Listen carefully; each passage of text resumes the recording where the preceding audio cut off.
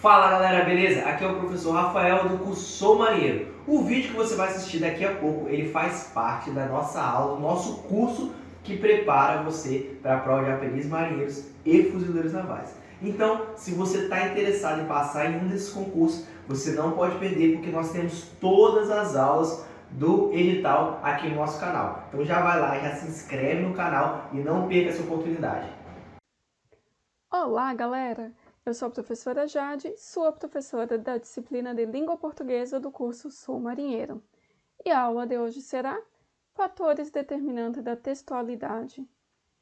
Mas, professora, o que é isso? Para que estudar os fatores determinantes da textualidade? Os fatores determinantes da textualidade nos ajudam a compreender a produção e a interpretar um texto. Mas antes de verificarmos quais são os fatores determinantes dessa textualidade, vale lembrar que a palavra texto vem do latim texto, significa tecido, entrelaçamento. Então, o texto, ele é como se fosse, pensa num tecido. Um tecido não é composto por linhas que se entrelaçam?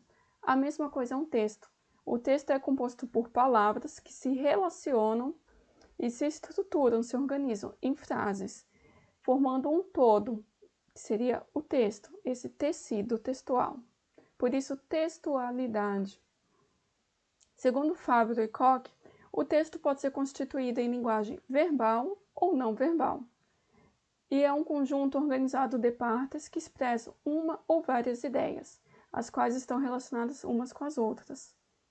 O que seria então a textualidade? Então, a textualidade é a capacidade que todo falante de uma língua natural tem de distinguir um texto de um aglomerado de elementos. Ou seja, tanto eu como você conseguimos distinguir um texto em língua portuguesa ou numa linguagem não verbal se é um texto ou se é um amontoado de palavras sem sentido, de elementos sem sentidos. Então, os fatores de textualidade são coesão, coerência, aceitabilidade, intencionalidade, informatividade, situacionalidade, intertextualidade. Esses são os principais. Professora, preciso decorar os nomes? Não, você não precisa decorar os nomes. É importante você saber como eles funcionam, né, esses fatores, como eles determinam a textualidade. E alguns eles são inatos nas situações discursivas. Os que são mais utilizados e que aparecem mais nos processos seletivos é a coesão, o fator de coerência e intertextualidade. Esses três aqui são os principais que mais aparecem em questões. Porém, teremos um vídeo para cada um desses fatores destacados. Os outros estudaremos nesta mesma aula. Então, coesão e coerência.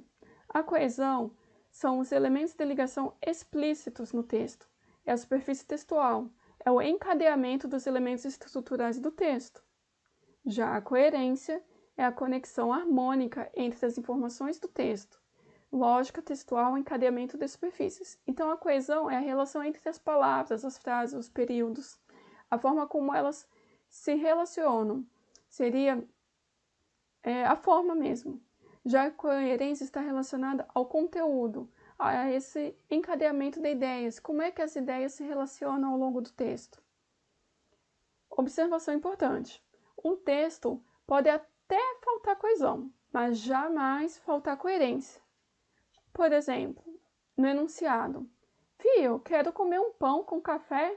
Me dê pão e café, Fio, por favor. Como podemos observar, falta coesão aqui nesta frase. Por quê? O enunciador provavelmente deve ter uma baixa escolarização, por isso a omissão de algumas palavras, né? E até mesmo a escrita inadequada de outras. A repetição de termos também, então falta coesão. Porém, a coerência, você entende o que está falando nesta mensagem?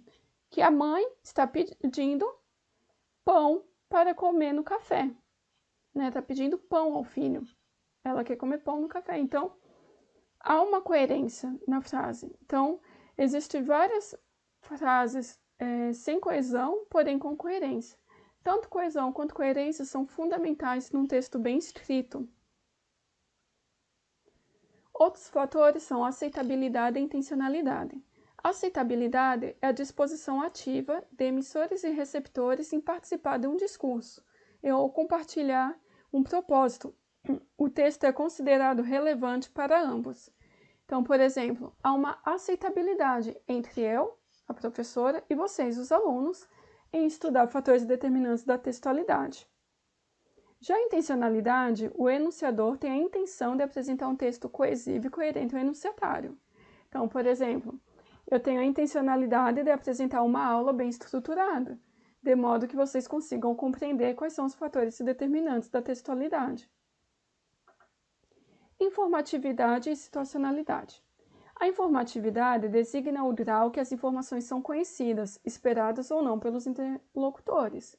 Então, por exemplo, eu utilizei do fator determinante da informatividade, pois eu sei que vocês são falantes da língua portuguesa, por isso eu posso adotar esse código nesses slides. A situacionalidade reúne os fatores que tornam um texto adequado a uma situação atual ou recuperável. Pode estar relacionado ao contexto de produção. Então, por exemplo, eu sei que a linguagem que eu vou utilizar no slide são para alunos que têm um certo grau de escolaridade, que cursaram pelo menos o ensino fundamental, ou estão cursando, ou já terminaram o ensino médio. Intertextualidade. A intertextualidade são as diversas maneiras pelas quais a produção e a recepção de um texto dependem do conhecimento de outros textos anteriores produzidos. Por exemplo, esta propaganda aqui do Hortifruti é um intertexto, ou seja, uma intertextualidade. Horta de elite, se não for Hortifruti, pede para sair. Então aqui, neste intertexto, nesta campanha publicitária, há uma intertextualidade com um filme nacional brasileiro, que seria o Tropa de Elite. Isso nós podemos observar pelos elementos verbais e não verbais. Por exemplo, o design da letra aqui utilizado, Horta de Elite, né, é o mesmo design utilizado no texto Tropa de Elite da capa do filme. Também o estilo, né? Horta, tropa.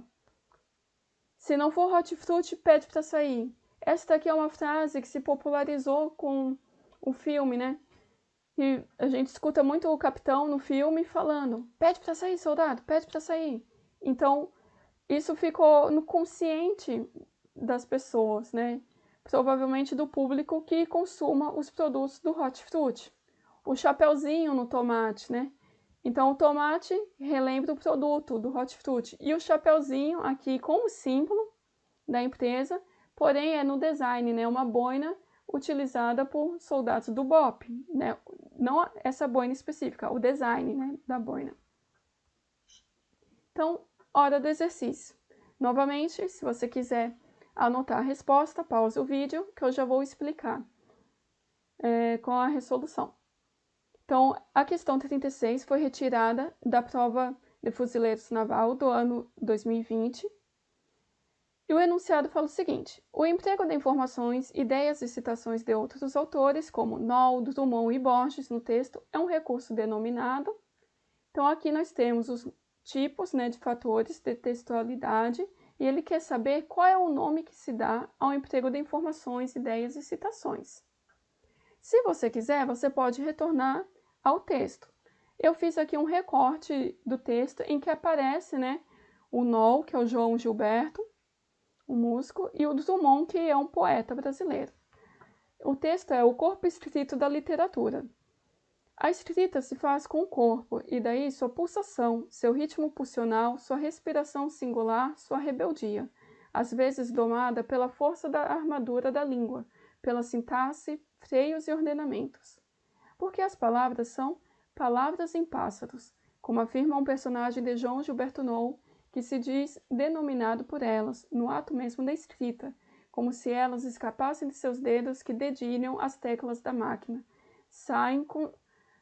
sem conseguir controlá-las. Depois da luta, a luta mais vã de Drummond fica-se sabendo que ela, a luta, é de outra ordem e se escreve com outras armas, mas só se sabe isso depois de liquefazer suas palavras lutas, de passar por um estado de ruptura do velho chão de gramática da língua pátria. Uma correção, eu falei que o João Gilberto não... Ele é um músico, na verdade ele é um escritor. João Gilberto é um outro músico da Bossa Nova. Aqui, então, o texto é um texto que fala sobre esse processo da escrita, né? É um metatexto, né? Função da metalinguagem. Então, retornando, ele utiliza, então, expressões do Non, do Drummond, né? Também do Borges, eu não fiz o recorte, mas por quê? Essas recortes que ele faz, né? Essas referências, alusões a expressões, a frases desses autores, elas trazem um argumento a mais para o texto.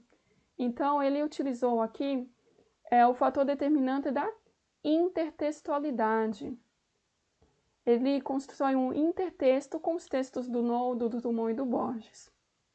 Então, não se esqueçam de fazer a lista de exercícios. Bons estudos, até a próxima aula. Espero que você tenha gostado dessa aula e lembrando que essa aula faz parte do nosso curso completo Sou Marinheiro e ele está de graça e disponível no nosso canal. Então, se isso é importante, se você está se preparando, não deixe de se inscrever. E é muito importante para nós que você dê o seu like, faça o seu comentário, pode colocar a sua crítica, porque isso vai fazer o nosso canal cada vez melhor para você. Um grande abraço!